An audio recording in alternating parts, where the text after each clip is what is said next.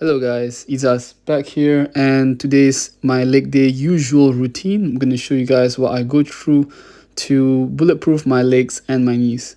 So this is the typical sled push and pull. As you can see, first I start off with some light weights, and over time I progressively add the load. So here I'm pushing 60 kilos back and forth. I'm guaranteeing you guys this is the best warm-up that you can do. I will never skip a sled push and pull before I start my squat. And obviously, when I start my squat, I actually switch from a half squat, I would say 90-degree squat that everyone does, to a full ass to grass squat, as you can call it.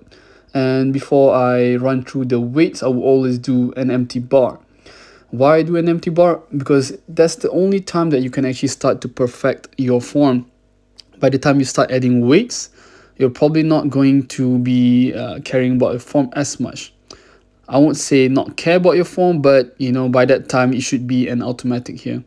So what I like to do is I like to progressively add the weights. Over here I did 10 kilos each side, 40 kg and then 60 kg, trying to make sure coming down, back straight, back neutral, and now 80 kilos, same form as to grass, full knee bend. And why do I do full knee bend? Partly because when you're doing a full knee bend as to grass, you're actually strengthening your knees as well as your quads. So when you go 90 degrees, yes, your quads are strengthened, but not entirely.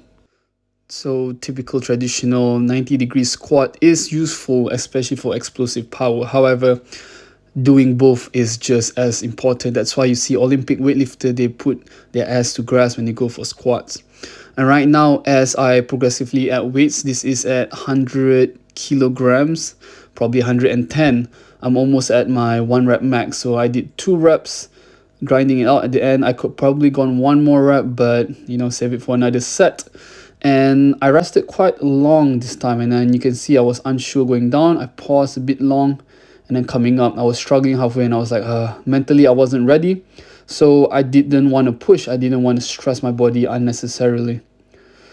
After that, obviously going for the hip thrust. And you're wondering why am I so obsessed about leg days, is because I have a personal goal of wanting to dunk. So I need to get as strong as I possibly could on my lower body. And hip thrust is one of the exercise that builds the explosive power on your hips. So you should never skip it. That's one good exercise. And this is the Nordic curl, made famous by Ben Patrick. At least that's where I learned it from.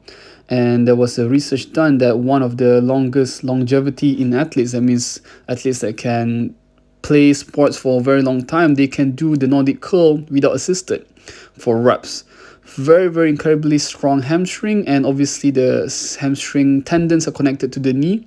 So if you really want to bulletproof your the whole lower body, this is one of the exercises you need to master. And as you can see here, I'm still a novice and I'm working on it. Lastly, finish off with the straight leg calf raise to build some of the power. And I can see here I'm rushing through the workout. I don't think you should. And that's how I usually finish off a very quick leg day. So don't forget to subscribe, guys, and I'll be back for another video. So please stay tuned for more.